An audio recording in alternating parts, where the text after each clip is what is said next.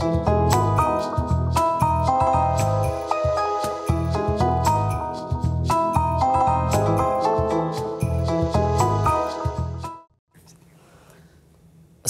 আলাইকুম ওয়া রাহমাতুল্লাহি ওয়া বারাকাতুহু।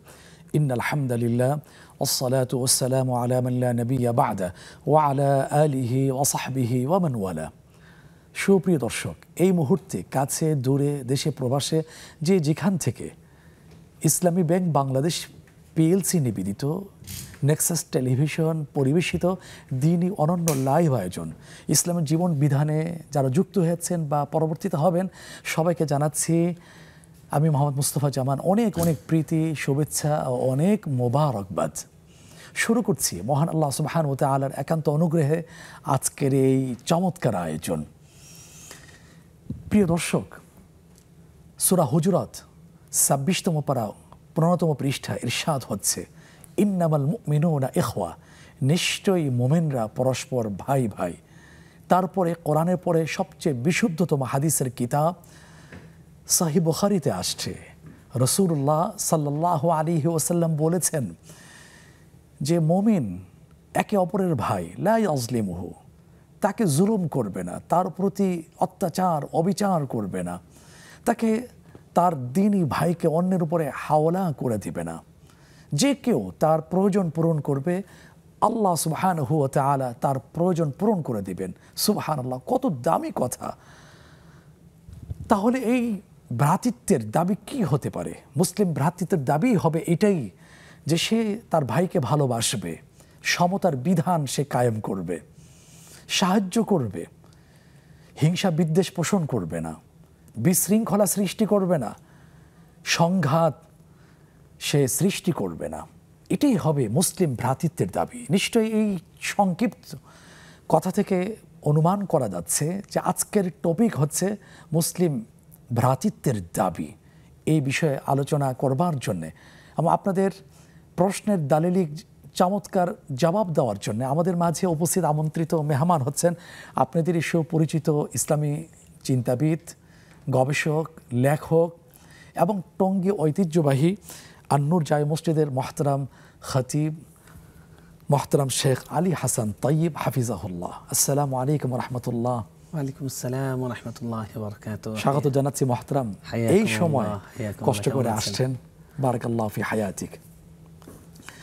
প্রিয় দর্শক, আপনারা এই চমৎকার আয়োজনে যুক্ত হতে পারবেন ইনশাআল্লাহ। টিভি পর্দায় যে নম্বর প্রদর্শিত হচ্ছে সেই নম্বরে সরাসরি ডায়াল করে অথবা নেক্সাস টেলিভিশনের ইসলামিক পেজে আপনার সুচিন্তিত মন্তব্য সংক্ষিপ্ত আকারে লিখে দেওয়ার মাধ্যমে ইনশাআল্লাহ আপনাদের প্রশ্ন জবাব এখান থেকে দেওয়ার চেষ্টা করব। প্রিয় দর্শক, আসুন আজকের এই চমৎকার আয়োজনে যুক্ত হবার অপেক্ষায়, প্রশ্ন পাবার অপেক্ষায় আমরা সুনির্দিষ্ট টপিকের আলোচনা শুনে আসি। মুসলিম ভ্রাতৃত্বের দাবি খুবই সময় উপযোগী গুরুত্বপূর্ণ একটি টপিক বা আলোচ্য বিষয়। কি বলেন মহতারাম? জীবন পরিবর্তন করার নিয়তে আমরা শুনি। জি মহতারাম, মুসলিম ভ্রাতৃত্বের দাবি সম্পর্কে আলোচনা শুনতে ধন্যবাদ। নাহমাদুহু ওয়া নুসাল্লি আলা রাসূলিহিল কারীম ওয়াল মুমিনুনা ওয়াল মুমিনাত আউলিয়াউ বা'দুহুম বা'দ। আপনি সূরা হুজরাতের কথা বলছিলেন। আল্লাহ রাব্বুল আলামিন সূরা হুজরাতের মতো সূরা তাওবাতেও বলেছেন যে মুমিন নর এবং মুমিন নারীরা তারা একে অপরের বন্ধু, একে অপরের শুভাকাঙ্ক্ষী। সুবহানাল্লাহ। মুসলিম ভ্রাতৃত্ব এটা এত বড় গুরুত্বপূর্ণ একটি বিষয় যে এই বিষয়টি আজকে আমাদের সমাজের চেতনা থেকে হারিয়ে গেছে। আজকে আমাদের সমাজের চেতনায় যদি এই বিষয়টা থাকতো তাহলে আমাদের সমাজটি মদিনার মতো সেই শান্তিপূর্ণ, সেই সুখী সমৃদ্ধ সমাজ হতো। আমরা জানি যে মুহাম্মদ রাসূলুল্লাহ সাল্লাল্লাহু আলাইহি সাল্লাম তিনি মক্কা থেকে মদিনায় হিজরত করে গিয়ে পৃথিবীর ইতিহাসে সবচেয়ে সফল কল্যাণ রাষ্ট্র গঠন করেছিলেন। সেই সবচেয়ে সফল কল্যাণ রাষ্ট্রের প্রথম যেই ভিত্তি ছিল সেটা ছিল ভ্রাতৃত্ব, ইসলামী ভ্রাতৃত্ব, মুসলিম ভ্রাতৃত্ব। তিনি গিয়ে সাহাবীদের মধ্যে আখা বাইনাহুম, সাহাবীদের মধ্যে পরস্পর ভ্রাতৃত্ব স্থাপন করে দিয়েছিলেন এবং তারা একে অপরের ভাই হয়ে গিয়েছিলেন। তারপরে তিনি 13 বছরে এমন একটি রাষ্ট্র পৃথিবীকে উপহার দিয়েছেন, 10 বছর, যে 10 বছরে যে সেটা পৃথিবীবাসী আর এটার কোনো উপমা এর আগেও দেখেনি, পরেও দেখেনি। সুবহানাল্লাহ। সেটা কি ছিল? আল্লাহ কোরআনে বলেছেন যে فأصبحتم بنعمته إخوانا وكنتم على شفا جرف على তোমরা حفرة من النار। হ্যাঁ হুফরাতিন মিনান নার, তোমরা একদম গর্তের প্রান্তে ছিলে, ধ্বংস হয়ে যেতে, এবং তোমরা এমন ভাবে তোমরা মা আল্লাফতা বাইনা কুলুবিহিম, আমি যদি তোমাদের জন্য তোমাদের মধ্যে ভ্রাতৃত্ব স্থাপন না করে দিতাম, আল্লাফা বাইনা তোমরা কুলুবিহিম, সেই ভ্রাতৃত্ব স্থাপন তোমরা কখনোই করতে পারতেন না, সর্বস্ব ত্যাগ দিয়েও। তো আল্লাহ তাআলা সেই ভ্রাতৃত্ব স্থাপন করে দিয়েছিলেন। রাসূল সাল্লাল্লাহু আলাইহি ওয়াসাল্লাম সেই ভ্রাতৃত্বের মাধ্যমে এমন একটি সমাজ গঠন করেছিলেন যে সমাজ সম্পর্কে উনি বলেছেন ইয়াশুদ্দু বা'দুহুম বা'দা, একে অপরকে সহযোগী হবে। যেমন আমরা দেখি যে একটা আঙুল, এই যে আমাদের 5টা আঙুল, যখন আমরা এরকম করে ঢোকাবো তখন 10টা আঙুল হবে, তখন একটা শক্তি হবে। তো রাসূল সাল্লাল্লাহু আলাইহি ওয়াসাল্লাম যে সমাজটা গঠন করেছিলেন সেই সমাজটা একটা সমৃদ্ধ শক্তিশালী একটা সমাজ গঠন করেছিলেন। আমরা জানি যে যে কোনো রাষ্ট্র, যে কোনো সমাজ যদি এগিয়ে যেতে চায়, উন্নত করতে চায়, কল্যাণী সমাজ হতে চায়, রাষ্ট্র হতে চায়, তাহলে তাদেরকে ঐক্যবদ্ধ হওয়া জরুরি। এবং ঐক্যের সবচেয়ে বড় মানে ভিত যেটা হতে পারে সেটা হলো ভ্রাতৃত্ব। এই কারণে ইসলামে এই ভ্রাতৃত্বকে অনেক বড় ইবাদত হিসেবে আখ্যায়িত করা হয়েছে। ভ্রাতৃত্বের বিষয়টা তো আমরা বুঝলাম, ভ্রাতৃত্ব কি চায় এটাই হলো আজকের আমাদের মূল টপিক। দেখুন, ভ্রাতৃত্বের প্রথম কথা হলো যে একে অপরের কল্যাণ কামনা করব। আল্লাহ রাসূল সাল্লাল্লাহু আলাইহি ওয়াসাল্লামকে জিজ্ঞেস করলেন মাদ্দিন, উনি বললেন আদ-দীন আন-নাসিহা, দিন হলো একে অপরের কল্যাণ কামনা করা। এবং সেখানে তিনি বলেছেন যে মুসলমানের জন্য, আল্লাহর জন্য, রাসূলের জন্য, ওয়ালি আয়ামাতিহিম, সাধারণ মুসলমানের জন্য। তাহলে 1 নম্বর হলো দাবি হলো যে ভালো শুভ কামনা করা। 2 নম্বর হলো একে অপরকে ভালো কাজে আহ্বান করা। আমরা যে আয়াতটা তেলাওয়াত করেছি ওখানে আল্লাহ বলেছেন বা'দুহুম আউলিয়াউ বা'দ ইয়া'মুরুনা বিল মা'রুফ ওয়া ইয়ানহাউনা আনিল মুনকার, তারা একে অপরকে সৎ কাজে আদেশ করে, অসৎ কাজে নিষেধ করে। তো আমি মুসলমান ভাইকে, অপর ভাইকে ভালো কাজে ডাকবো, মন্দ কাজে বারণ করব। তাকে আমি নামাজের দিকে ডাকবো, তাকে সত্যবাদিতার দিকে ডাকবো, তাকে নিষ্ঠার দিকে ডাকবো, তাকে পরোপকারের দিকে ডাকবো, একা বিপদে ছেড়ে না যে একা বিপথে ছেড়ে দেব না। এই জায়গায় আবার আসছি, দর্শক অপেক্ষা করছেন, কারণ গুরুত্বপূর্ণ আলোচনা, বাকি আলোচনা সময় নিয়ে আমাদের শুনতে হবে। আসসালামু আলাইকুম রাহমাতুল্লাহ। দুঃখিত, লাইনটি বিচ্ছিন্ন হয়ে গিয়েছে। আরেকজন দর্শক আমরা রিসিভ করে নিচ্ছি। আসসালামু আলাইকুম রাহমাতুল্লাহ। ওয়ালাইকুম আসসালাম ওয়া রাহমাতুল্লাহি ওয়া বারাকাতুহু। আমি বেশি কমন বলছিলাম বাড়িধারা থেকে। জি, স্বাগতম সম্মানিতা বোন। জি, যাক, আপনারা ভালো আছেন? আলহামদুলিল্লাহ, আশা করি আপনিও ভালো আছেন। জি আলহামদুলিল্লাহ, আল্লাহ তাআলা ভালো রেখেছেন। আলহামদুলিল্লাহ। যাক, আমার দুটো কোয়েশ্চেন আছে। আমার ফার্স্ট কোয়েশ্চেন হচ্ছে যে আমার কোনো ন্যায্য অধিকার আদায় করতে গিয়ে আমি যদি অন্য 10 জনের কষ্টের কারণ হয়ে দাঁড়াই, সেক্ষেত্রে ইসলাম কি বলে? পারিবারিক একটা শিক্ষা তো আছেই, তারপর ইসলাম কি বলে এক্ষেত্রে আমার ন্যায্য অধিকার আমি আসলে কিভাবে আদায় করা উচিত? নাম্বার 2। জি। আর আমার সেকেন্ড কোয়েশ্চেন হচ্ছে যে আমাদের ডে বাই ডে আমাদের পেশেন্স, আমাদের ধৈর্য তো কম মানে আমরা ধৈর্যচ্যুত হয়ে যাচ্ছি দিন দিন, আমাদের ধৈর্য হারিয়ে যাচ্ছে আমাদের দিন দিন। এই ধৈর্যটা বাড়ানোর উপায়টা কি? অনেক ধন্যবাদ সম্মানিত বোন, আমাদের সাথেই থাকবেন ইনশাআল্লাহ। যে মুহতারাম যে কথা বলছিলেন যে জি, আমরা বলেছি যে একে অপরের শুভকামনা করা, একে অপরকে সৎ কাজে আদেশ করা, অসৎ কাজে নিষেধ করা, এবং ঠিক একইভাবে আল্লাহ কোরআনে বলছে ওয়াতাওয়াসাউ বিল হাক্কি ওয়াতাওয়াসাউ বিস সাবর, ভালো কাজে ডাকা এবং সবরের দিকে একে অপরকে ডাকা। আমার বোন জিজ্ঞেস করলেন সবরের কথা, সবরের দিকে ডাকা। যে কোনো অদ্ভুত পরিস্থিতিতে, অনাকাঙ্ক্ষিত পরিস্থিতিতে সবাই যেন শান্ত থাকে, স্থির থাকে, অবিচল থাকে, এবং সেখানে যেন অস্থির না হয়, ভায়োলেন্স যেন না করে, এই বিষয়গুলো এগুলো আছে। এবং এছাড়া একে অপরের অকল্যাণ না কামনা করা, একে অপরের গীবত না করা, একে অপরের ইজ্জত হরণ না করা, তার সম্মান হরণ না করা, তার কোনো সম্পদে, তার সম্মানে, তার জীবনের উপর কোনো হাত না দেওয়া। এবং এগুলো এত গুরুত্বপূর্ণ বিষয় যে রাসূল সাল্লাল্লাহু আলাইহি ওয়াসাল্লাম বিদায় হজের সেই ঐতিহাসিক ভাষণে, তার দুনিয়া থেকে যাওয়ার আগে মানবতার উদ্দেশ্যে যে ভাষণ ছিল, সেই ভাষণে তিনি বলে গেছেন যে এই দেশের মতো, এই সময়ের মতো, এই মাসের মতো, এই দিনের মতো এবং এই নগরের মতো তোমাদের মুসলমানদের একে অপরের সম্পদ, একে অপরের সম্মান, একে অপরের জীবন এরকম নিরাপদ, কেউ যেন সেখানে হস্তক্ষেপ না করে। এ কারণে ভ্রাতৃত্বের দাবি হলো কেউ যেন কারো জীবন হরণ না করে। তার সম্মান হরণ করে হারাম, সেখানে জীবন হরণ কীভাবে করতে পারে? তার সম্পদ হরণ করা হারাম, সেখানে জীবন হরণ কীভাবে হতে পারে? কিয়ামতের দিন সর্বপ্রথম যেই বিষয়টা আল্লাহর কাছ থেকে হিসাব নেবেন বান্দার কাছ থেকে, সেটা হলো একটা হলো আল্লাহর হকের ক্ষেত্রে নামাজের হিসাব নেবেন, বান্দার হকের ক্ষেত্রে তিনি কিসাস হিসাব নেবেন। আল্লাহ কোরআনে আল্লাহ বলেছেন যে যে ব্যক্তি আন্নাহু মান কাতালা নাফসান বিগাইরি ফাসাদিন ফিল আরদি, বিগাইরি নাফসিন আও ফাসাদিন ফিল আরদ, যে ব্যক্তি কোনো বিশৃঙ্খলা দুনিয়াতে সন্ত্রাস ছাড়া কিংবা অর্থাৎ মৃত্যুদণ্ডের সঙ্গ আইনগত কারণ ছাড়া যদি কেউ কারো প্রাণ হরণ করে, তাহলে সে যেন ফাকান্নামা কাতালান নাস জামিআ, সে যেন পুরো মানব জাতিকে হত্যা করলো। একটা নিরাপদ মানুষকে হত্যা করা মানে পুরো মানব জাতিকে ধ্বংস করার মতো একটা অপরাধ। সেজন্য মুসলমানের প্রাণ হরণ করবে না, মুসলমানের ইজ্জত হরণ করবে না। এখানে তো মুসলিম বলা হয়নি, মানে মানুষ সে যে ধর্মেরই অনুসারী হোক না কেন, অন্যায়ভাবে হরণ করার কোনো রাইট নাই, কোনো রাইট নাই। এবং দেখুন, এমনকি কোনো মানুষকে বিনা বিচারে আটক রাখা বা কোনো মানুষকে বন্দি করে রাখা, কোনো মানুষকে তার পরিবার থেকে দূরে রাখা, গুম করে, এগুলো কোনোটাই কোনো সুযোগ নাই। দেখুন রাসূল সাল্লাল্লাহু আলাইহি ওয়াসাল্লাম সেই বিখ্যাত হাদিস আমরা জানি যে একটা বিড়ালকে বেঁধে রেখেছিল একজন মহিলা, সে রেখেছিল, সে খাবার দেয়নি, তাকেও খাওয়ার সুযোগ দেয়নি, সেই বিড়ালটা মানে উপবাসে মারা গেছে, অনাহারে মারা গেছে। রাসূল সাল্লাল্লাহু আলাইহি ওয়াসাল্লাম বলেছেন ওই মহিলাটা জাহান্নামে। তো একটা অবলা প্রাণীকে যদি বিনা বিচারে বিনা অন্যায় বন্দি রাখাতে যদি সে মহিলা জাহান্নামে যায়, তাহলে যদি মানুষকে আশরাফুল মাখলুকাতকে রাখা হয়, তাহলে সেটা কেমন হবে? ঠিক একইভাবে একে অপরের আমরা ইজ্জত হরণ করা এটা ভয়ঙ্কর ব্যাপার। একটা মানুষ সম্পর্কে আমরা না জেনে আমরা কেমন ভয়ঙ্কর ব্যাপার। মহতরম, আবার আসছি ইনশাআল্লাহ একজন দর্শক যুক্ত করে নিয়ে নে। আসসালামু আলাইকুম ওয়া রাহমাতুল্লাহ। ওয়ালাইকুম আসসালাম ওয়া রাহমাতুল্লাহি ওয়া বারাকাতুহু। হুজুর, আমার একটা প্রশ্ন। জি। প্রশ্নটা হলো, আমি 2 বছর যাবত মানে অসুখে 2 বছর যাবত পেটের অসুখে ভুগতেছি, কোনো খাবার খাইতে পারতাম না এবং ডাক্তার দেখাইছি। 2 বছর পর্যন্ত আমি 4 জন ডাক্তার দেখাইছি, অনেক টেস্ট করাইছি, কোনো রিপোর্টে কিছু ধরা পড়ে না। শেষ পর্যন্ত আমাদের গ্রামেরই এক মসজিদ হুজুর, ওনার কাছে বললাম, তা উনি আমাকে পানির মানে 21টা কাগজে আরবি লিখে দিয়েছে যে রাত্রে ভিজিয়ে রাখবেন পানি, 1 গ্লাস পানিতে সকালবেলা খাবেন। কাগজ সহ? কাগজ সহ না, কাগজ সহ না, কাগজ সহ না, কাগজ ভিজিয়ে কাগজটা তো পরে আলাদা করে পানিটা শুধু খেয়ে নেওয়া। হ্যাঁ, পানিতে আমি 21 দিন পর্যন্ত খাইতে বলছে, আমি খাইছি। জি না, কাগজ সহ না। হ্যাঁ, বুঝতে পেরেছি। হ্যাঁ জি, 21 দিন খাওয়া হয়েছে। তারপরে আমি 21 দিন খাইছি, খাওয়ার পরে একটা তাবিজ দিয়েছে আমাকে কোমরে রাখার জন্য। কিন্তু আল্লাহর রহমত হুজুর, আমি ওই তাবিজটাও দিয়েছে এবং পানি অনেক খাইছি, আল্লাহর রহমত আমি ওই পরে আমি ভালো হয়েছে, কিন্তু তাবিজটা আমার কোমরে আছে। কিন্তু আমি যে 2 বছর ডাক্তার দেখাইলাম, কোনো টেস্টে কিছু ধরা পড়লো না, কোনো খাবারই খাইয়ে রাখতে পারতাম না, পেট থেকে মুখ থেকে পড়িয়ে যেত। এখন আমি তাবিজটা রাখতে পারবো কিনা, এই হচ্ছে আমার প্রশ্ন। এখন কি পুরোপুরি সুস্থ আপনি? জি, আমি পুরোপুরি আলহামদুলিল্লাহ, আমি তাবিজ দেওয়ার পরে এবং পানি খাওয়ার পরে আলহামদুলিল্লাহ আমি পুরো সুস্থ।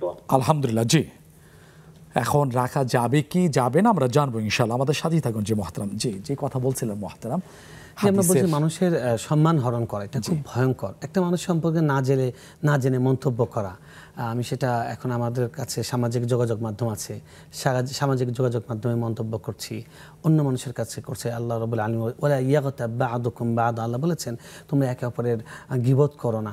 তারপর আল্লাহ রাসূল সাল্লাল্লাহু আলাইহি ওয়াসাল্লাম আমাদেরকে বলেছেন ওয়ালা তাদাবারু ওয়ালা তানাবাশু ওয়ালা, আল্লাহ রাসূল সাল্লাল্লাহু আলাইহি ওয়াসাল্লাম বলেছেন তোমরা একে অপরের পেছনে লেগো না, একে অপরের পেছনে লেগে ছিদ্র অন্বেষণ করো না, গোয়েন্দাগিরি করো না। তারপরে তিনি বলেছেন ওয়াকুনু ইখওয়ানাল্লাহ ইবাদাল্লাহ ইখওয়ানা, তোমরা আল্লাহর বান্দারা সবাই ভাই ভাই হয়ে যাও। তারপরে তো সূরা হুজরাতে মহতারাম ফাতাবায়ানু, আল্লাহ বলেন যে মন্তব্য করতেও তো যেখানে নিষেধ করা হয়েছে কাসীরাম মিনাজ জন, আল্লাহ রাব্বুল আলামিন বলছে তোমরা ধারণা করো না, ধারণার বশবর্তী হয়ে কথা বলা সেটা নিষেধ। তো ধারণার বশবর্তী হয়ে আমরা এক ভাইকে খারাপ বলবো না, খারাপ মন্তব্য করবো না, খারাপ চিন্তা করবো না।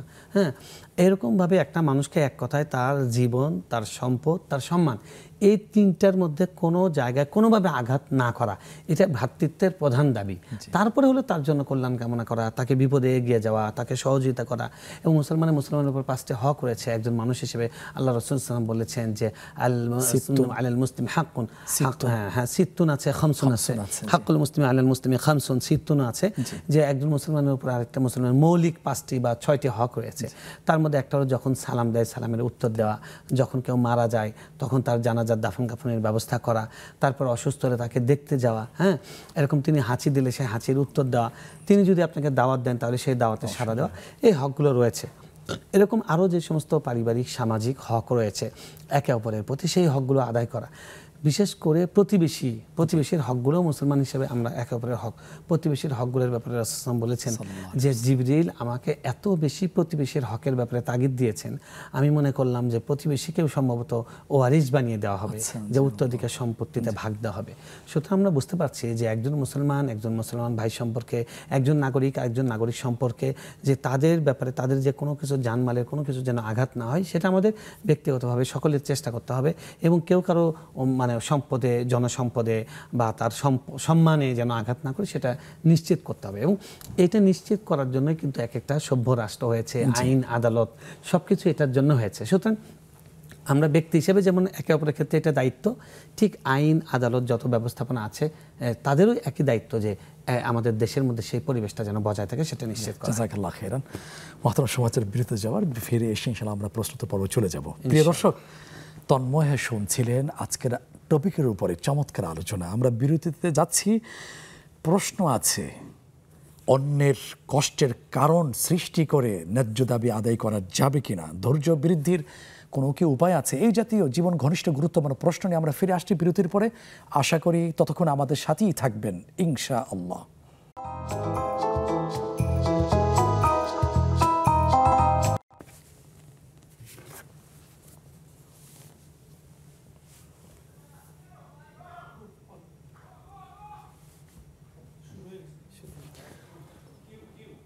প্রিয় দর্শক, বিরতির পরে আবারও আমন্ত্রণ জানাচ্ছি নেক্সাস টেলিভিশনের ইসলামী জীবন বিধান অনুষ্ঠানে।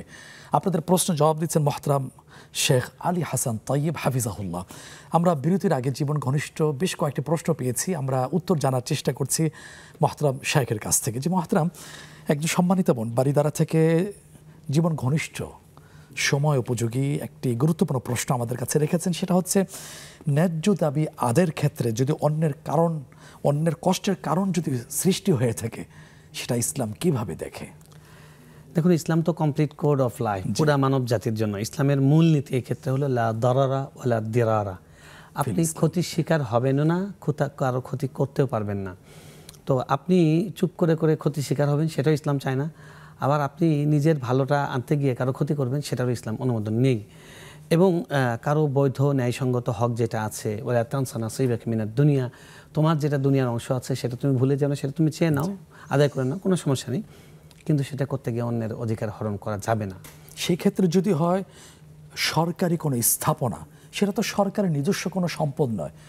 সরকারি স্থাপনা এর অর্থ হলো পুরা দেশের জনগণের মালিক। সেক্ষেত্রে সে কিভাবে জবাব দিবে আখিরাতে? কঠিন বিষয়ে। দেখুন, জনসম্পত্তি যেটা রাষ্ট্রীয় সম্পদ মানে হলো এটা জনসম্পত্তি, এটা কোনো নির্দিষ্ট সরকারের নয়, আমরা সবাই এটার মালিক, এই রাষ্ট্রের সবাই মালিক। তো এই জন্য জনগণের সম্পত্তিতে হাত দেওয়া এটা যেমন সরকারের জন্য, যারা সরকারি চাকরি করে, সরকারি জব করে, তারা যেন তাদের পদ, তাদের জবাবদিহির ঊর্ধ্বে মনে করে তারা যেন সেখানে যেন হস্তক্ষেপ করা জায়েজ নেই, তার যতটুকু প্রাপ্য তার বেশি সেখান থেকে নেওয়া জায়েজ নেই। ঠিক একইভাবে আমরা সাধারণ জনগণ যারা আছে, আমাদেরও সেটা জায়েজ নেই জনগণের সম্পত্তিতে বা রাষ্ট্রের সম্পত্তিতে কোনো হস্তক্ষেপ করা। এমনকি অধিকার আদায় করবার ক্ষেত্রেও সেটা মানে সেভাবেই অধিকারটা আদায় করতে হবে। আপনি এমনভাবে করবেন যেটা অন্যের ক্ষতির কারণ না হয়। আপনি মানববন্ধন করলেন, যেমন ইসলামে হরতাল করা বৈধ কি না, এটা একটা বড় একটা প্রশ্ন। ইসলাম কিন্তু মৌলিক কথায় হরতাল করা বৈধ না। হরতাল করা তখনই বৈধ হবে যে আপনি আহ্বান জানিয়েছেন যে এই অন্যায়ের প্রতিবাদে আমরা হরতাল ডাকলাম, সবাই যার যার আগ্রহ থেকে যার মনে চায় সে গাড়ি চালাবে না, যার মনে চায় সে দোকান বন্ধ রাখবে।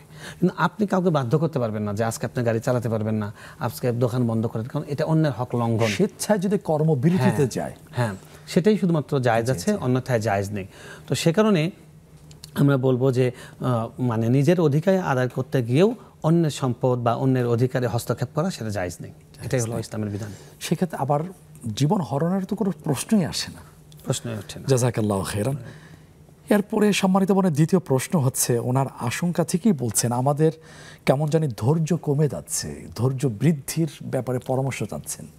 আচ্ছা, তো সেই ক্ষেত্রে এটা একটা খুব ভালো প্রশ্ন, যে গঠনমূলক প্রশ্ন, যে ধৈর্য আমাদের কমে যাচ্ছে। ধৈর্য সত্যিকার অর্থেই এখন মানুষের জীবনে প্রচণ্ড রকমের অস্থিরতা, মানুষের মধ্যে একদিক থেকে ধর্মীয় মূল্যবোধ মানুষের হ্রাস পেয়েছে, দ্বিতীয়ত মানুষের ভেতরে সহিষ্ণুতার মাত্রা একদমই কমে গেছে, আর তৃতীয়ত মানুষের ভেতর যে সহিষ্ণুতা থাকে, মানুষ যখন শান্তিতে থাকে মানসিকভাবে, শারীরিকভাবে, অর্থনৈতিকভাবে, তখনই কিন্তু মানুষের মধ্যে সহিষ্ণুতা থাকে। মানুষের এই ধরনের শান্তিগুলো নষ্ট হয়ে যাচ্ছে, আমাদের একে অপরের শান্তি বিঘ্নিত হচ্ছে, নিরাপত্তা বিঘ্নিত হচ্ছে।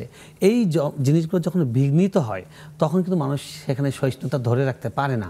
আপনি বারবার কেউ আপনাকে মারছে, আপনি ভালো মতো খেতে পারেন না, ভালো মতো আপনি শুইতে পারেন না, ভালো মতো ঘুমাতে পারেন না, তখন আপনি তো মানে নিজেও অশান্তিতে আছেন, মানুষকেও অশান্তি করবেন। এই জন্য মানে আমাদের ব্যবস্থাপনাগত দিক থেকে আমাদের দেশ, সমাজ, রাষ্ট্রের জন্য যেটা আমাদের নিশ্চিত করতে হবে, আমরা যেন একে অপরের শান্তি বিঘ্নিত না করি। আর ব্যক্তিগতভাবে আমাদের ধৈর্য বাড়ানোর জন্য ইসলামী শিক্ষা এবং ধর্মীয় মূল্যবোধ এটা অনেক বড় নিয়ামক। আপনি যখন এই জিনিসটা জানবেন সব কিছু আল্লাহর পক্ষ থেকে হয়, তখন আপনি ভায়োলেন্স করবেন না, তখন আপনি মানুষের উপর অত্যাচার করবেন না, তখন আপনার উপর কোনো বিপদ আসলে আপনি ঘাবড়ে যাবেন না। এই জন্য বলা হচ্ছে আসসাবর ইনদা সাদমাতিল উলা, বিপদের প্রথম ধাক্কাতেই হলো সবর। তো সবর বাড়ানোর জন্য যেটা করা দরকার, প্রথম আমাদের ইসলামী চেতনা, আকিদা, আখিরাতের উপর বিশ্বাস, এটা মজবুত করতে হবে আল্লাহর পক্ষ থেকে। ওয়াল কদরি খাইরিহি ওয়া শাররিহি মিনাল্লাহ, ভালো মন্দ সব আল্লাহর পক্ষ থেকে হয়, এটা। 2 নম্বর হলো আল্লাহর কাছ থেকে আমরা বিনিময় পাবো, এটা আমাদের সবরের কি জাযা।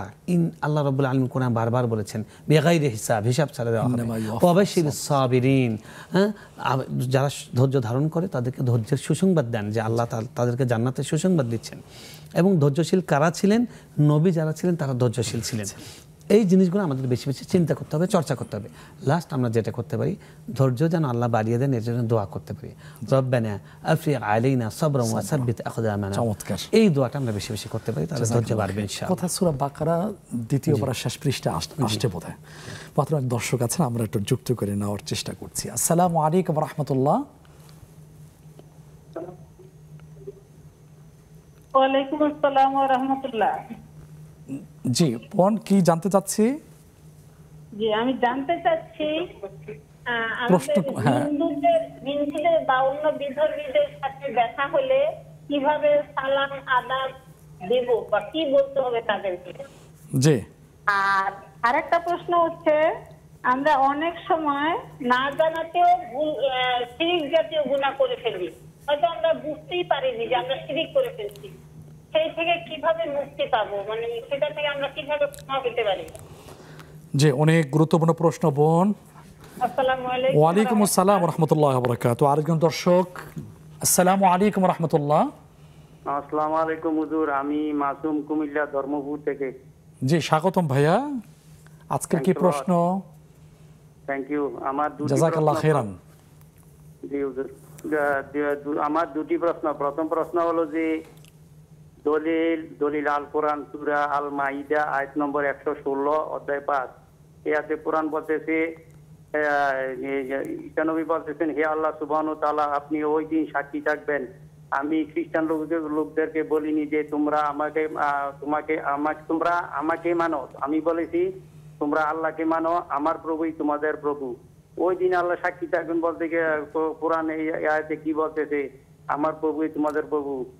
এই আয়াতে কোরআন কি বলতেছে বলবেন।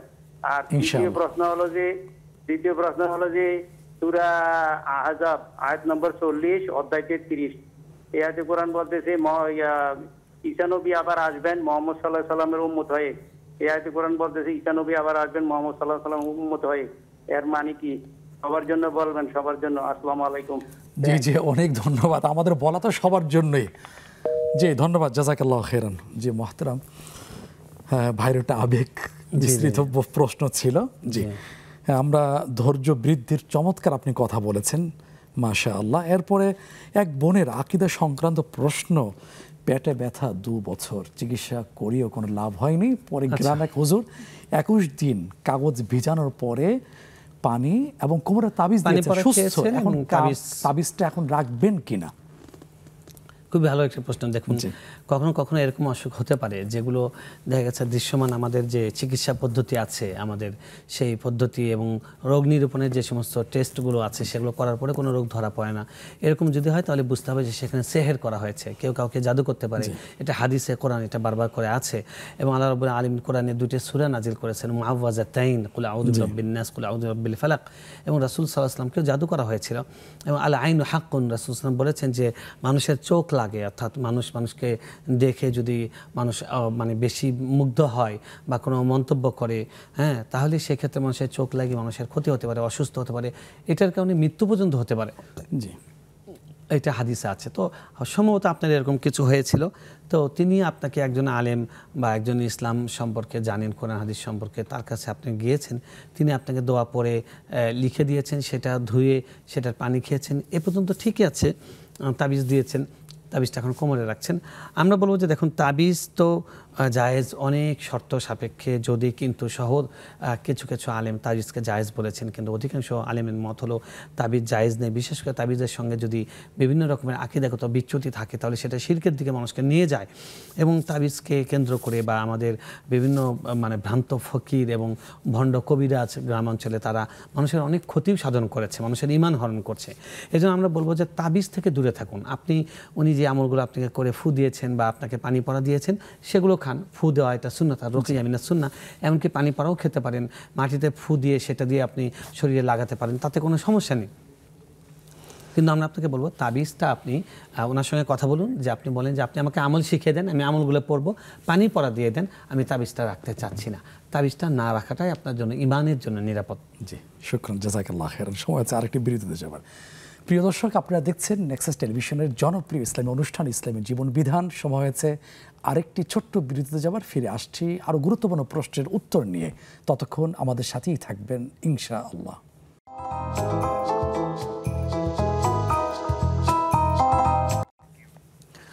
প্রিয় দর্শক, বিরতির পরে আমন্ত্রণ জানাচ্ছি ইসলাম বিবেক বাংলাদেশ পিএলসি নিবেদিত ইসলাম জীবন বিধান অনুষ্ঠানে। আপনাদের প্রশ্নের চমৎকার দালিলিক জবাব দিচ্ছেন মহতারাম শেখ আলী হাসান তৈয়ব হাফিজাহুল্লাহ। আমরা প্রশ্ন উত্তর পর্বে চলে যাচ্ছি। যে মহতারাম, বিরতির আগে চমৎকার আপনি আকীদা সংক্রান্ত প্রশ্ন উত্তর দিয়েছেন আরও অনেক প্রশ্নের জবাব। এরপরে প্রশ্ন হচ্ছে, বিধর্মীকে সালাম দেওয়া যাবে কিনা, দেওয়ার কোনো পদ্ধতি আছে কিনা? জি, সালাম মানে হলো, প্রথম কথা হলো সালামের দুটো উদ্দেশ্য। একটা হলো সম্ভাষণ, এটা সবার জন্য জেনারেল, মানে মুসলমান অমুসলমান ভালো মন্দ সবার জন্য। আরেকটা হলো দোয়া। দোয়াটা হলো আসসালাম। আসসালাম এটা আল্লাহর একটা নাম, ওয়াল মালিকুস সালাম, আল মালিকুল কুদ্দুসুস সালাম, সূরা হাশরের মধ্যে আছে। তো সালাম আল্লাহর নাম, তো আল্লাহর নামটা আমরা উচ্চারণ করছি। এটা শুধুমাত্র যারা আল্লাহর উপর বিশ্বাস করে তাদের জন্যই। এই জন্য যদি মুসলিম অমুসলিম সবাই থাকে বা মুসলিমদের উদ্দেশ্যে, তখন সালাম দেওয়ার নিয়ম হলো আসসালামু আলা মান ইত্তাবা আল হুদা। আসসালামু আলা মান ইত্তাবা আল হুদা, সত্য পথের অনুসারীদের জন্য আল্লাহ শান্তি বর্ষিত হোক, এভাবে জেনারেল সালাম দেওয়া, স্পেশাল সালাম না দেওয়া। যদি কোনো অমুসলিম থাকে, আপনি তাকে বলবেন শুভেচ্ছা, শুভ সকাল, good afternoon, good night, good morning, এগুলো বলবেন। মানে সম্ভাষণ বা অভিবাদন হিসাবে অমুসলিমকে না দেওয়া, মানে অভিবাদন অমুসলিম মুসলিম সবার জন্য জেনারেল। মানুষ হিসেবে, সামাজিক একে অপরের সমাজদেহের অংশ হিসেবে, আমরা এক নাগরিক হিসেবে, এক দেশের মানুষ হিসেবে সবাইকে সম্মান করব, শ্রদ্ধা করব, এটা ইসলামের শিক্ষা। কিন্তু সালাম নামের যে দোয়াটা, যেটা আল্লাহর নাম, এটা শুধুমাত্র আল্লাহর উপর বিশ্বাসী যারা, তাদের জন্যই। এই জন্য যখন আমরা জেনারেল জায়গায় যাব, যেখানে মুসলিম অমুসলিম আছে, সেখানে বলবো আসসালামু আলা মান ইত্তাবা আল হুদা। অন্যথায় যদি ডাইরেক্ট অমুসলিম হয়, তাহলে সেখানে আমরা তাকে সামাজিক যেগুলো সম্ভাষণ আছে, শুভ সকাল, শুভ সন্ধ্যা বা হাই কেমন আছেন, এইগুলো বলবো। জি, শুকরান, জাযাকাল্লাহ খাইর। এরপরে মানুষ দেখা যাচ্ছে না জেনে গুনাহ করে ফেলে, অজ্ঞতাবশত যে গুনাহ করে ফেলছে, সেখান থেকে মুক্তির উপায়টা কি? অবশ্যই তওবা। আল্লাহ রাব্বুল আলামিন বলেছেন, কুল লিইবাদিয়াল্লাযীনা আসরাফু আলা আনফুসিহিম লা তাকনাতু মির রাহমাতিল্লাহ। হ্যাঁ নবী, আপনি আমার বান্দাদের জন্য বলে দিন, আল্লাহর পক্ষ থেকে ওপেন ঘোষণা, যে আমার বান্দাদেরকে আপনি ক্লিয়ার বলে দিন আমার পক্ষ থেকে। এবং কোন বান্দা? যারা আল্লাযীনা আসরাফু আলা আনফুসিহিম, যারা নিজেদের উপরে বিপুল পরিমাণ জুলুম করেছে। শুরুতে তো একটা মায়ের ডাক ছিল, ইয়া ইবাদি, ইবাদি। এই যারা আল্লাহর সঙ্গে নাফরমানি করেছেন, এদেরকেও আল্লাহ জেনারেলি বলছেন যে হে আমার বান্দারা। সে বান্দারা শুধু না, হে আমার বান্দারা আল্লাহ বলছেন। এবং তারপরে আল্লাহ বলছেন আরো ক্লিয়ার ঘটনা, ইন্নাল্লাহা ইয়াগফিরুয যুনুবা জামিআ। আল্লাহ বলছেন যে আল্লাহ সব গুনাহ ক্ষমা করেন, কোনো এর মধ্যে কোনো এক্সেপশন নাই যে এটা ক্ষমা করেন না। তাই তওবা করলে যে কোনো গুনাহ আল্লাহ ক্ষমা করবেন। তবে খেয়াল রাখতে হবে, যদি অন্যের হক সংক্রান্ত হয়, তাহলে সেই হকটা ফেরত দিতে হবে। হকুল ইবাদ, বান্দার অধিকার খাওয়ার। জি, তওবা করলে আল্লাহ সব গুনাহ ক্ষমা করবেন। শুধু অন্যের হক সংক্রান্ত হলে তার সঙ্গে মিটমাট করে নিতে হবে, তারপরে আল্লাহর কাছে ক্ষমা চাইলে আল্লাহ ক্ষমা করবেন। গুরুত্বপূর্ণ পয়েন্ট। বিরতিতে যাব তার আগে আচ্ছা এখানে দর্শক অপেক্ষা করছেন, আমরা প্রশ্ন নিয়ে নিচ্ছি। আসসালামু আলাইকুম রহমতুল্লাহ। ওয়ালাইকুম সালাম। জীবন কি প্রশ্ন? আমি নাসরিন বলছিলাম চট্টগ্রাম থেকে। জি স্বাগতম সম্মানিতা বোন। প্রথম প্রশ্ন হচ্ছে আপনার কোন রোগের নিয়মে যদি আমি ইয়াসিন সূরা পানিতে ফু দিই তাহলে ওই পানি কি খাওয়ানো যাবে? জি হ্যাঁ, তারপরে আর প্রশ্ন? দ্বিতীয় প্রশ্ন হচ্ছে তাহাজ্জুদ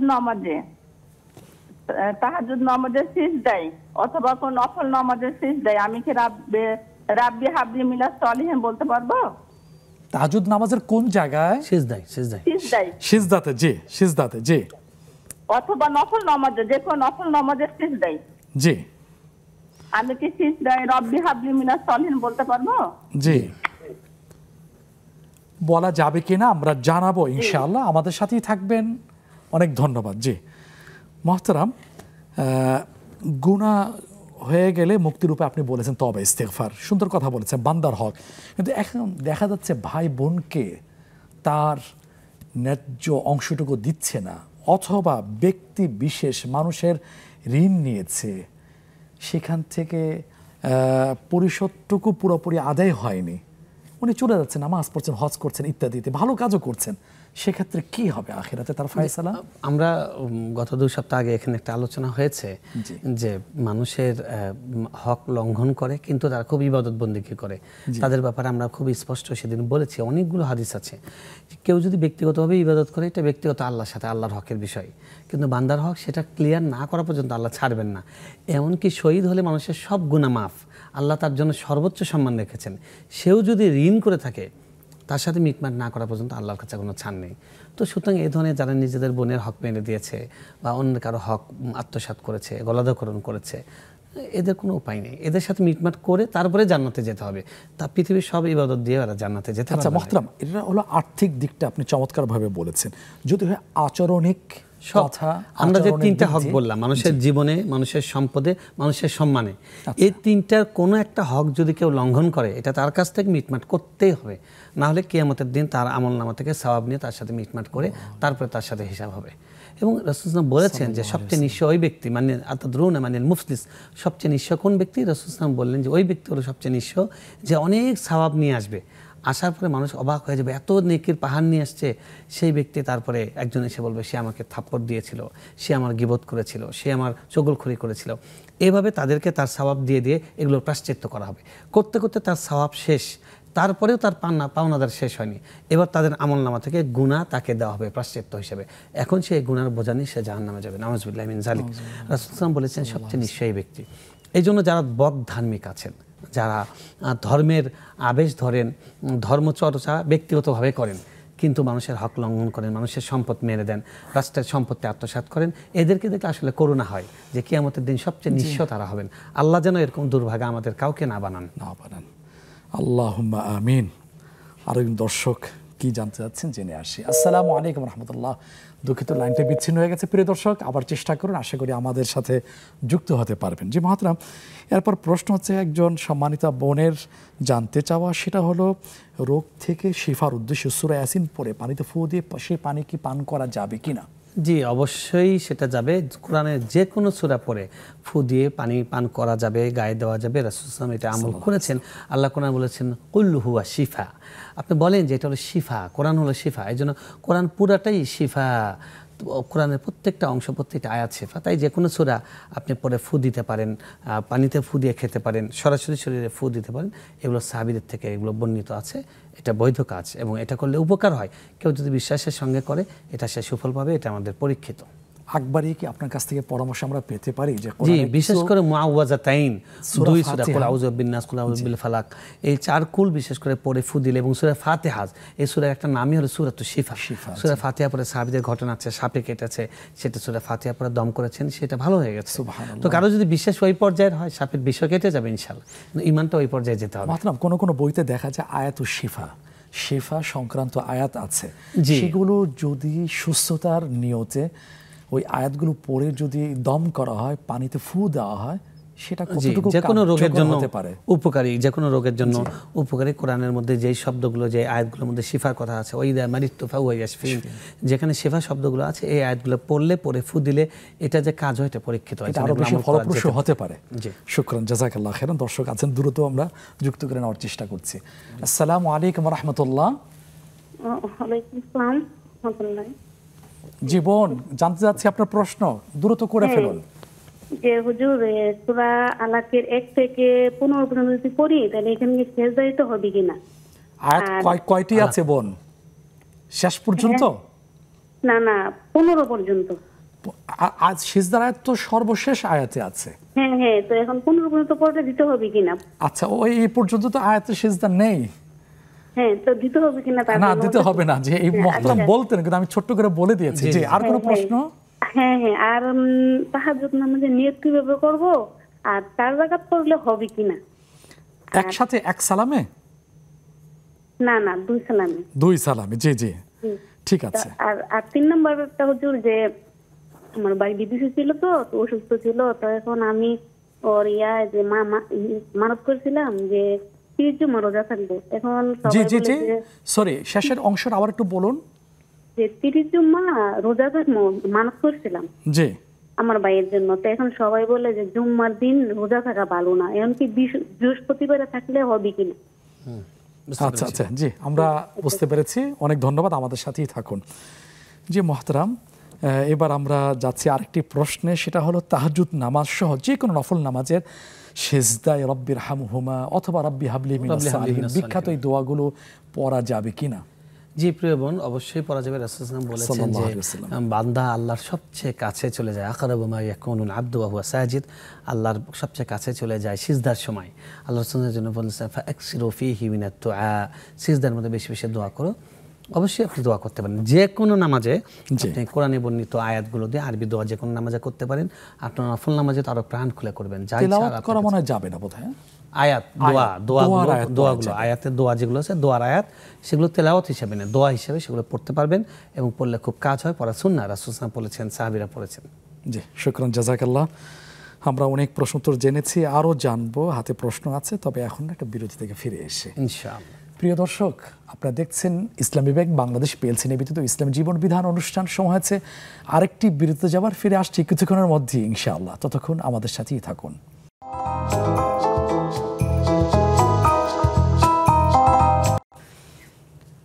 সম্মানিত দর্শক, বিরতির পরে আবারও সাদর আমন্ত্রণ জানাচ্ছি ইসলামী ব্যাংক বাংলাদেশ পিএলসি নিবেদিত ইসলাম জীবন বিধান অনুষ্ঠানে। আপনাদের প্রশ্নের জবাব দিচ্ছেন মোহতারাম শেখ আলী হাসান তাইব হাফিজাহুল্লাহ। আমরা শুরু থেকে এই পর্যন্ত, অর্থাৎ বিরতির আগ পর্যন্ত জীবন ঘনিষ্ঠ অনেক গুরুত্বপূর্ণ প্রশ্নের উত্তর আমরা পেয়েছি।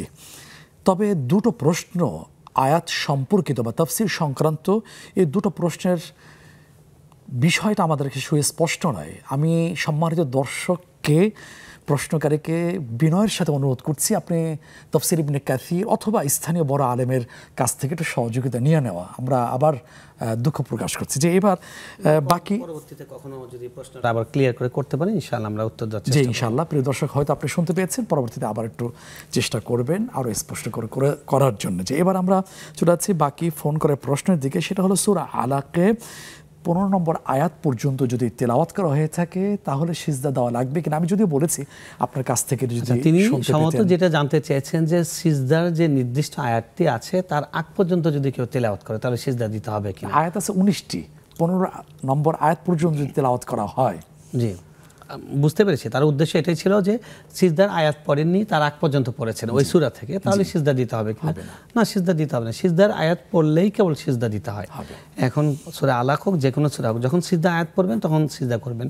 সিজদার আয়াত না পড়লে তেলাওয়াতে সিজদা দিতে হবে না। যে মাশাআল্লাহ। তারপরে তাহাজ্জুদের নামাজ রাতে যদি 4 রাকাত পড়া হবে কিনা, এবং সেক্ষেত্রে নিয়ত কিভাবে তিনি করবেন? জি, সালাতুল লাইলি মাসনা মাসনা, রাসূল সাল্লাল্লাহু আলাইহি ওয়াসাল্লাম বলেছেন যে রাতের নামাজ 2 রাকাত, এটা হলো মুস্তাহাব। 2 রাকাত করে পড়া উত্তম, বেশি সুন্নাহ। এছাড়া সর্বোচ্চ 8 রাকাত পর্যন্ত, মানে 8 রাকাতও আপনি পড়তে পারেন। 2 রাকাত, 4 রাকাত, 6 রাকাত, 8 রাকাত এভাবে পড়তে পারেন। 2 রাকাত করে পড়ে আপনি বসে আত্তাহিয়াতু পড়বেন, তারপরে উঠে যাবেন। এই সিস্টেমে আপনি পড়বেন, এবং শেষ বৈঠকে আত্তাহিয়াতু, দরুদ এবং দোয়া পড়ে তারপরে সালাম ফিরাবেন। এটা পদ্ধতি। আর নিয়ত তো এইটাই যে আমি মনে মনে চিন্তা করবে যে আমি এই নামাজটা পড়ছি, আমি আজকে তাহাজ্জুদের নামাজ পড়ছি, বা আমি নফল নামাজ পড়ছি, বা আমি অমুক নামাজ পড়ছি, এটা মনে মনে কথাটা আনা, এটাই হলো নিয়ত। এটা মুখে উচ্চারণ করা শর্ত নয়। এখন কেউ যদি শব্দ দিয়ে নাওয়াইতুয়ান এইভাবে নিয়ত করে, সেক্ষেত্রে আমলের কোনো ত্রুটি সৃষ্টি হবে কিনা? ত্রুটি সৃষ্টি এই অর্থ হবে যে তিনি তো আসলে এমন কথা বলছেন যেটা অর্থ জানেন না, অথবা হাদিসে তারপরে 2 নম্বর কথা হলো যে রাসূল সাল্লাল্লাহু আলাইহি ওয়াসাল্লাম শুধু উমরা এবং হজের নিয়তটা মুখে উচ্চারণ করেছেন, আর কোনো নিয়ত তিনি মুখে উচ্চারণ করেননি। তৃতীয়ত, নিয়তের জন্য কোনো বাক্য তিনি শিক্ষা দেননি। তাই আমরা একটা বাক্য যেটা আমাদের বানানো, সেরকম বাক্য কেন আমরা আওড়াবো? তিনি আমাদেরকে দোয়া শিখিয়ে দিয়েছেন, সেই দোয়াগুলো আমরা পড়বো। যেমন আপনি নিয়ত করার পরে দোয়া শিখিয়েছেন, আমরা সানা পড়ি। রাসূল সাল্লাল্লাহু আলাইহি ওয়াসাল্লাম কখনো ইন্নী ওয়াজ্জাহতু ওয়াজহিয়া লিল্লাযী ফাতারাস সামাওয়াতি ওয়াল আরদি হানিফান ওয়া মা আনা মিনাল মুশরিকিন, এই আয়াতটা তিনি পড়তেন। আমরা যেটাকে পড়তে পারি, অনেকে এটাকে জায়নামাজের দোয়া বলে, মানে নিয়ত বাঁধার আগে পড়ে, নিয়ত বাঁধার পরে পড়া সুন্নাত। তো এগুলো আমরা পড়তে পারি। কমপ্লিট সানা। জি, কমপ্লিট সানা। শুকরান মহতারাম, আমি আপনাকে একটু কষ্ট দিচ্ছি এই কারণে যে এই বিষয়টা দর্শকরা সহজে বুঝতে পারে। জি জি জি, অনেকের ছোটবেলা তো দেখে আসতে, শুনে আসছেন, শিখেও আসছেন যে বইয়ের মধ্যে লেখা থাকতো নাওয়াইতু আন উসাল্লিয়া লিল্লাহি রাকাতাই ফারিজাল লাকা, এই সেই মানে খালফা হাজিল ইমাম হাজাল ইমাম ইক্তাদাইতু বিহাজাল ইমাম। এগুলো অনেক মানুষ তো জীবনে এই জন্য তাহাজ্জুদ নামাজ পড়ে, তাহাজ্জুদ নামাজের নিয়ত জানি না, সেই জন্য তাহাজ্জুদ নামাজ পড়ি না। আমরা দেখেছি মহতারাম তারাবির নামাজের নিয়ত জানেন না, এই জন্য তারাবি পড়তে আসছেন না। অথচ না, এবং তারাবির নামাজে সুবহান কুদ্দুসুন রব্বানা রব্বুল মালাকাত, দেখলে এগুলো কোনটাই রাসূল সাল্লাল্লাহু আমাদেরকে শিক্ষা দেননি। নিয়ত থাকলেই হবে, শুরুতে আল্লাহ আকবার। নিয়ত হলো কাসদুল কলব, অন্তরের সংকল্প। আমি এখন আসর নামাজ পড়ছি, এই কথাটা মনে আনা। আমি এখন তাহাজ্জুদ পড়ছি, এই কথাটা মনে আনা। বাস এটা মনে এনে আল্লাহু আকবার, এটা হলো নামাজ। জি, সুন্দর সহজ বিষয়টা তুলে ধরেছেন, জাযাকাল্লাহ খাইরান। এরপরে বোনের সর্বশেষ তৃতীয় প্রশ্ন হচ্ছে, ভাই বিদেশে ছিলেন, অসুস্থ ছিলেন, মানত করেছিলেন 30টি রোজা রাখবেন, সেই 30টি রোজা রাখতে গিয়ে জুমাবারে রাখতে পারবেন কিনা? তিনি জুমাবার রোজা রাখবেন। দেখুন, আপনি ঠিকই বলেছেন, জুমাবার ছাড়া আপনি অন্য দিন রোজা রাখলেই সুন্নাত, আপনার যে মান্নত সেটা আদায় হয়ে যাবে। কারণ রোজা রাখাটা এটাই হলো মূল। আপনি 30টা রোজা রাখবেন, যেই বারে রাখেন সেটাতে সমস্যা নেই। আর যেহেতু রাসূল সাল্লাল্লাহু আলাইহি ওয়াসাল্লাম ওয়ালা তাখুসসুহু বিসিয়াম, তিনি আলাদা করে জুমার দিনে রোজা রাখতে না করেছেন, আপনি বৃহস্পতিবারে রাখেন, বৃহস্পতিবারে রোজা রাখা সুন্নাত, সেই সুন্নাতও আদায় হবে, আবার আপনার ওয়াজিবটাও আদায় হয়ে যাবে। তো আপনি বৃহস্পতিবার রাখতে পারেন, সোমবার রাখতে পারেন, যে কোনো দিন রাখতে পারেন। শুধু শুক্রবার রোজা রাখা এটা মাকরুহ। জি, কিন্তু আকপিস যদি রাখা বৃহস্পতিবার সাথে, হ্যাঁ, এরকম যদি হতে পারে যে আপনি 2-4টা রোজা একসাথে করছেন, যার মধ্যে মানে শুক্রবার পড়ে গেছে, তাহলে সমস্যা নেই। অথবা দুটো করে বৃহস্পতিবার সাথে জুমাবার অথবা শনিবার সাথে জুমাবার মিলে এভাবে মাকরুহ হবে, করা যেতে সমস্যা। এককভাবে আলাদাভাবে সেটা মাকরুহ বলা হয়েছে। মহতারাম, আপনার মাধ্যমে একটু জানাতে চাচ্ছি, সেটা হলো আমরা ফেসবুক থেকে প্রশ্ন নিতে পারছি না, কারণ আসছে না। জি, সেজন্য আমরা ফেসবুক থেকে সমস্ত লাইভটি বিচ্ছিন্ন হয়েছে, নেটওয়ার্ক তো খুবই, মোবাইলের নেটওয়ার্ক এখনো ভালো মতো আসেনি সব জায়গায়। এই জন্য প্রিয় দর্শক, আমরা জ্ঞাতার্থে বলছি যে আমরা ফেসবুকে প্রশ্ন না পাওয়াতে আমাদের প্রশ্ন উত্তর দেওয়া আমাদের জন্য সমস্যা হচ্ছে। জি প্রিয় দর্শক, আমরা ফোন করে প্রশ্ন উত্তরগুলো আমরা দেওয়ার চেষ্টা করেছি। এবার আমরা আজকের টপিকের উপরে বাকি আলোচনা আমরা জানানোর চেষ্টা করছি। আজকের টপিক ছিল মুসলিম ভ্রাতৃত্বের দাবি। কি দাবি হতে পারে, যদি শেষ সময় যদি গুরুত্বপূর্ণ কয়েকটি পয়েন্ট বলতেন। এখন সবচেয়ে বড় দাবি হলো কেউ কারো অকল্যাণ না করা। শেখ সাদী রহমতুল্লাহ এর বিখ্যাত উক্তি আছে গুলিস্তার, যে কুওয়াতে নেকিন আদারি বদমাকুন। তার মানে হলো, আপনি ভালো না করতে পারেন, অন্তকে খারাপ কিছু করেন না। আমরা অন্যের উপকার করতে না পারি, অপকার যেন আমরা না করি। আমরা প্রতিনিয়ত আমাদের জিহ্বা দিয়ে, আমাদের হাত দিয়ে, আমাদের চিন্তা দিয়ে, আমাদের ইশারা দিয়ে মানুষকে আঘাত করছি, মানুষের ভ্রাতৃত্ব লঙ্ঘন করছি, এগুলো যেন আমরা না করি। রাসূল সাল্লাল্লাহু বলছেন, লা ইউমিনু আল মুসলিমু মান সালিমা আল মুসলিমুনা মিন ইয়াদিহি ওয়া মিন লিসানি। প্রকৃত মুসলিম তো সেই যার হাত এবং মুখের অনিষ্ট থেকে অন্যরা নিরাপদ। এবং লা ইউমিনু মান লা ইয়ামানু বাওয়াইকুহু জারুহু বাওয়াইকুহু। সে তো মুমিনই নয় যার অনিষ্ট থাকে তার প্রতিবেশীরা, নিকটজনেরা নিরাপদ নয়। তাই আমরা চাইবো কেউ কারো যেন আমরা ক্ষতি না করি।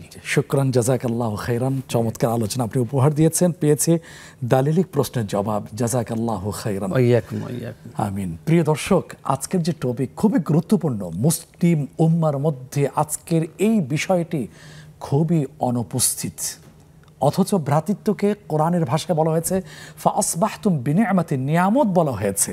হাদিসে আল মুসলিমু কাজাসাদিন ওয়াহিদ, গোটা মুসলিম উম্মাহকে একটা দেহের সাথে তুলনা করা হয়েছে। দেহের কোথাও যদি ব্যথা পায়, গোটা দেহজন ব্যথায় ব্যথিত হয়ে থাকে, তদুরূপ মুসলিম ভ্রাতৃত্বটা এমনই হয়ে থাকবে।